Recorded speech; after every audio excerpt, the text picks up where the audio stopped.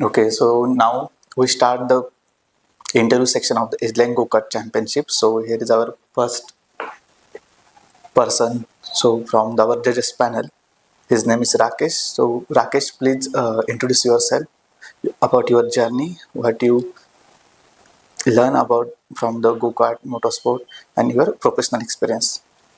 Yeah, yeah. Hello, Onkar, and hello all. So I currently work in Siemens, but before that, I was in Raisoni College of Engineering and Management. I was doing mechanical engineering over there, and in those journey, like those 3 years, were something like I really learned so much. And biggest thing was my motorsport journey, where I came into Supra at first, and I went on that event. I didn't know much about that, but by going through the event, we made the car and we did, like, we created our team, and with that journey, um, like learned many things over there.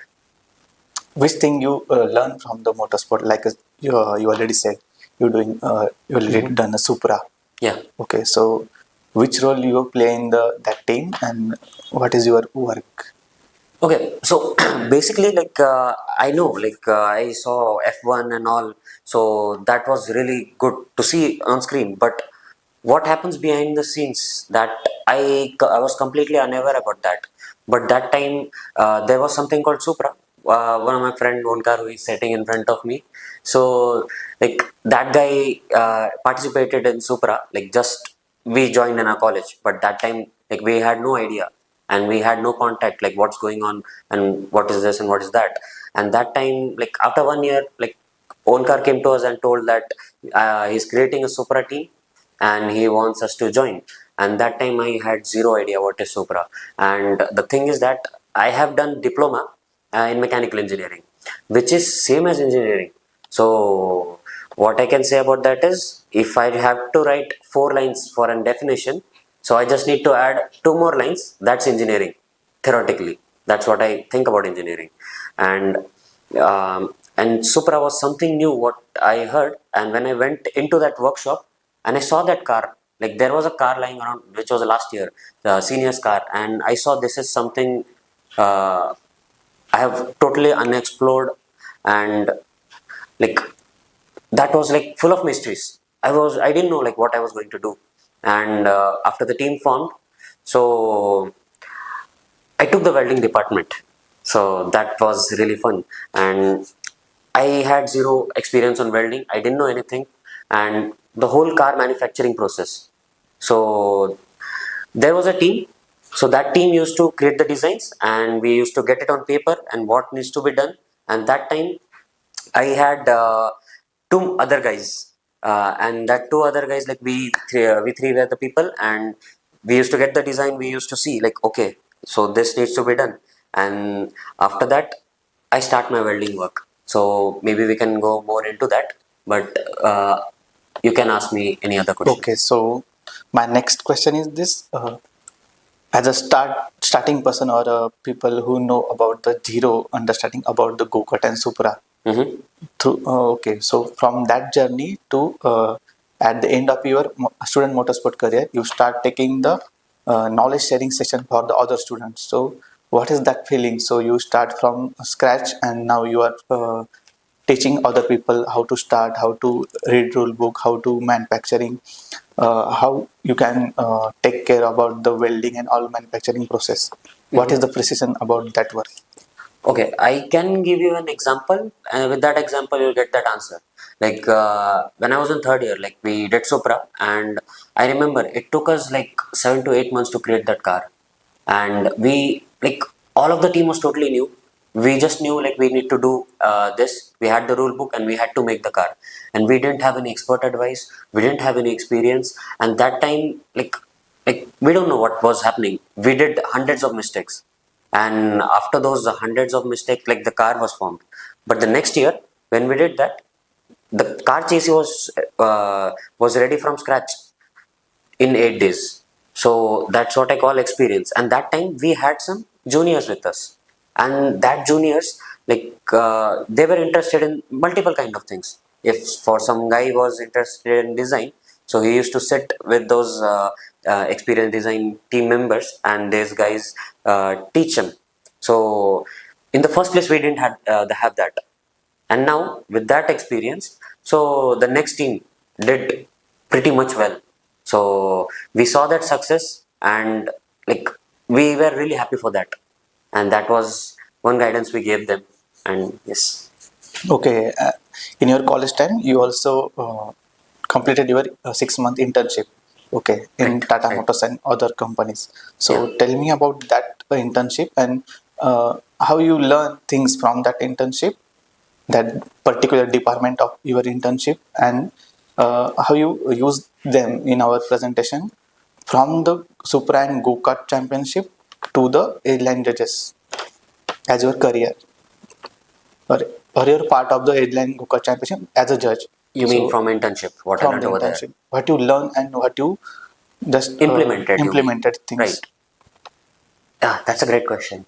Uh, okay, I was working in Tata Motors, and that department was called cost engineering. And basically, like we have a design of a part, any part. Like for example, it's a bracket, it's a nut or bolt, anything. So what we used to do, like we used to analyze those part. The part has some properties, what type of material, what is the size, what. Basically, in Tata Motors, I was working in the cost engineering department. Cost engineering means everything regarding cost. So basically, purchase department used to do a deal with the vendors. Vendors, like for example, they provide a bracket or any part for our car, which can take what do we say, mm, a steering unit, a tie rod, or anything. The like those parts used to come to us in form of a diagram, and we used to analyze those using the properties, using the material type, and we used to get the cost of that. And so basically, the whole format of that was, if a part is being bought for 50 rupees, then we used to see how the part is being produced, and we say this can be produced for 40 rupees, and that means the 10 rupees has been saved over here. The purchase department negotiates and gets the 10 rupees off. That means it's a small amount. You can see it, 10 rupees is a small amount. When it goes to 10,000, 1 lakh parts, so that time you will have a huge margin. That means you save that part. And these are some small things where if you save the money, and yet you can give a huge difference. So that was something. The other thing, which is safety, which is a really huge point in our go-kart. So I mean, like when we are creating a car and it's a student, so student's life was really important. So for that, we need to use safety. And Tata Motors, like they were, safety was number one point for them. And without our helmet or safety shoes, we weren't allowed to go into the assembly line, because if something happens, the blame is on them. So same is as per this event. So if something happens, the blame comes on the team, on the organizer and all. So that should not happen. And that thing, like we cover over here in the edge line, and that's what I say I can learn. There are many things, but currently I don't remember that much. Okay. So let's go forward. So I asked this question because of many people thinks like they don't have many career options. Okay, if you present the cost presentation, you can apply for the should cost department in Right. any manufacturing units. Okay, Yeah. there are many big manufacturing hub. They have should costing department. So I just want to know the students, so they can use every presentation as their career option. So explain your journey of go-kart. What is your go-kart experience? How you and Abhijit will contact with each other? How Uh-huh. Abhijit just he participate in many events, like 4 or 5 events. So how you get in touch with Abhijit, and it's your go-kart journey in short. So basically, you guys don't know, but Abhijit is our go-kart captain.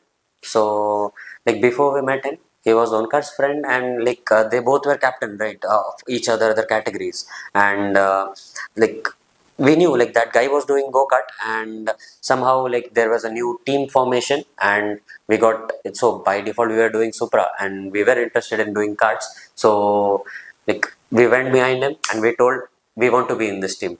So that's how we got in. And According to your all experience, so tell us about your last go-kart event, and what is the biggest mistake or biggest failure or biggest heartbroken things in that event. So explain so student can learn from them. so basically the last event I did it in 2020, and that event was it hurts, not a little bit, sometimes so much, because the amount of effort we put into that, the cart was nearly perfect. Like as we see, like as a student sees, he sees this cart as a the perfect sculpture. So we saw it like that. The thing was, it was a really small mistake. Like the whole cart was really perfect, but one small mistake happened over there. So what I can say is, there is a hose pipe which goes to the fuel pump, and from the fuel tank there is a hose pipe. So what we do, like if we have two pipes, we connect it using a hose clamp.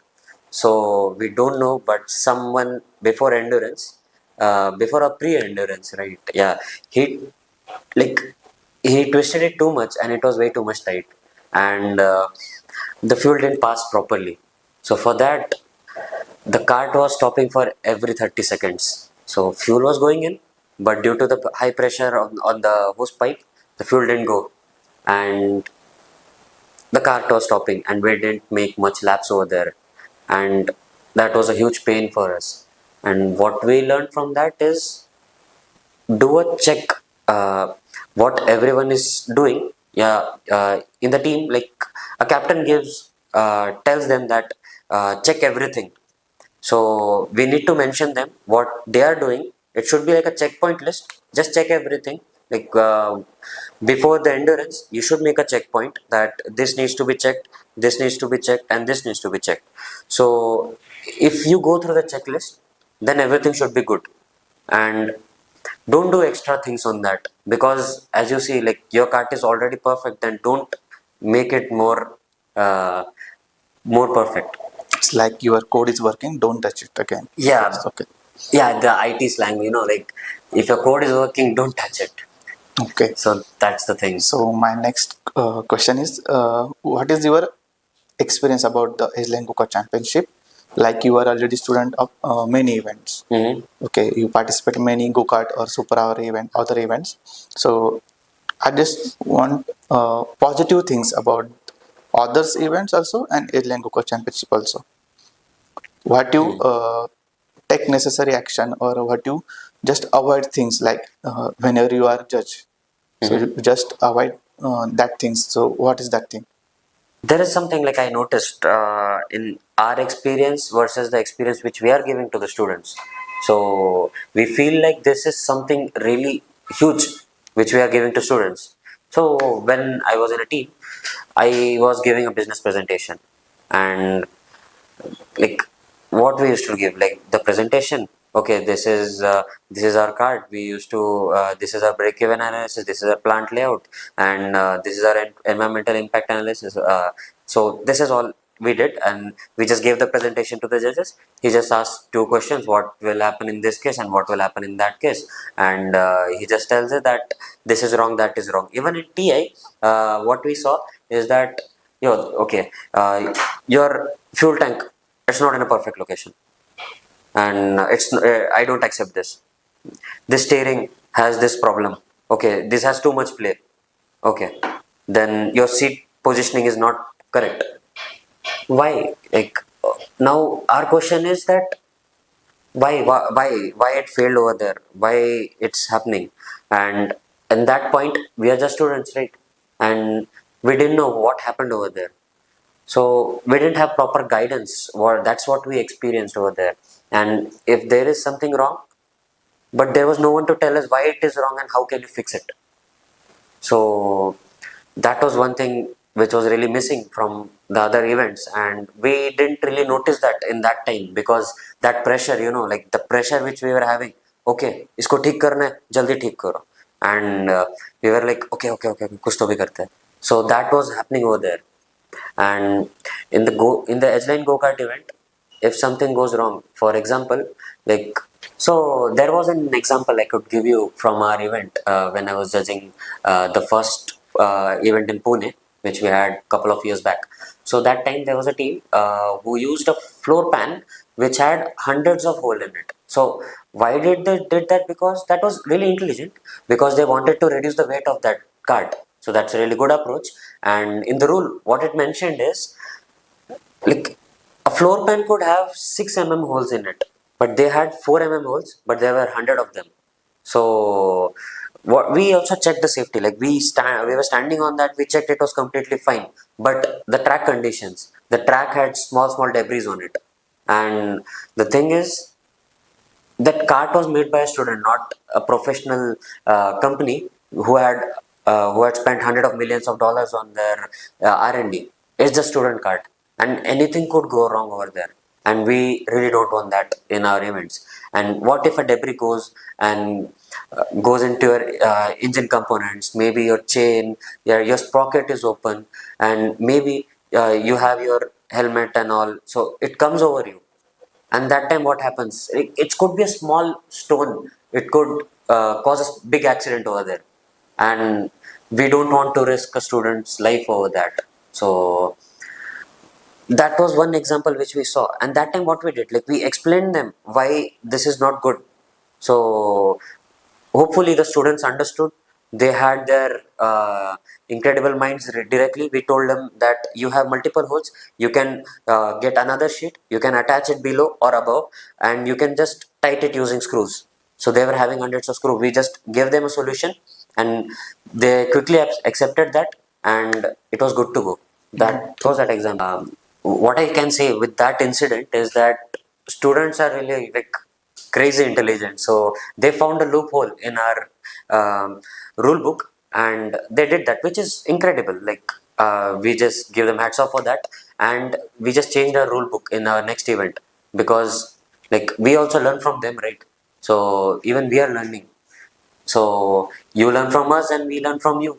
Both can grow. So that's our basic funda. Okay, so here is one question is left from the list.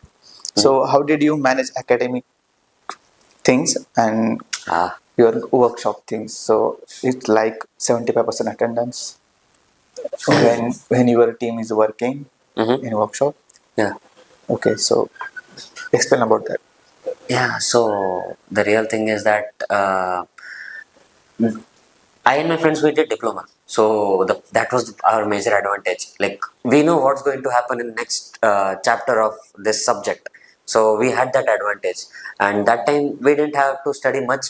Like, we did our studies, because that's also important. You guys need to pass. So if you don't do that, there's nothing.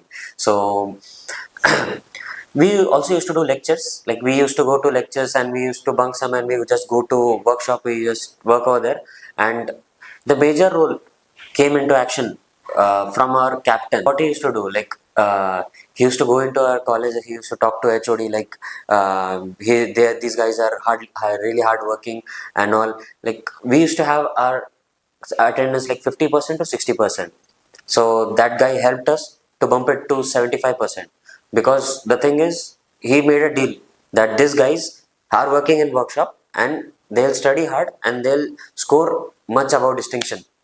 So that time, like, we used to work in our workshop like till 10 o'clock, 11 o'clock. After that, we used to go to our like rooms, and we used to study after that. So everything was simultaneously, and it was whole big adventure which we had, and that's how it got managed. And yeah, we got passed. Okay. So my next question is that explain about your friendship in your team and now. So okay, so just tell me the one or two things about excluding me about your Okay. favorite people. Hmm. Like tell me about the Srikant. Shrikant. Okay, in one line. What do you think? What is the one sentence about the Srikant from the Supra team? I have two, but first thing I'll tell you that the Jugadu guy of the team, Okay. and the other thing it's a Marathi line. Karya Kasturi. One line about Shrikant, the god of Jugad. I can call him that. Okay. Yeah. So next person is Tejas. Okay. Tejas.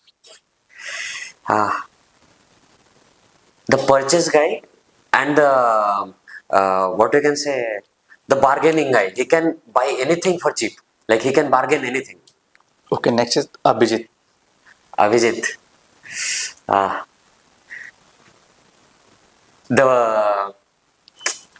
the brake guy. Okay. Okay. Okay. So next person is Dheeraj Gaikwad. The guy who wants precision always. Okay. Next He is says 200% precision. okay. Next is Sreyash. The guy who wants to do everything and will do everything. Like you tell him anything, like he'll do. Okay. So next is Aniket. Oh, Aniket, definitely. Partner in crime. Okay. So another is Soham. So the cute guy of our uh, team, uh, that design guy, Okay. And Sham Khandai, the Canadian person. the Canadian person. Ah, heavy driver. Okay. Next is Afrin Saeed. Yeah, the design expert. Humera. Humera. Yeah, she was in braking department and the brake expert, I can say. Okay. And next is Swapnil Dorles, Saurabh, and all other things. Datta. Yeah, Swapnil was my junior, so he was a. I can say he's a quick learner. Like he learned welding from me, so he's a really quick learner. Okay. And what about the our people from the Edgeline Championship? Hmm. They are your colleague and judges. Okay, like Viresh. Okay, Viresh, right? The cautious guy. Okay. Next one is a people our juniors junior Aniket and his team. Aniket, Mrunal, Harshal. Harshad. Uh, I can say these guys are really bright and like the guys you can blindly trust.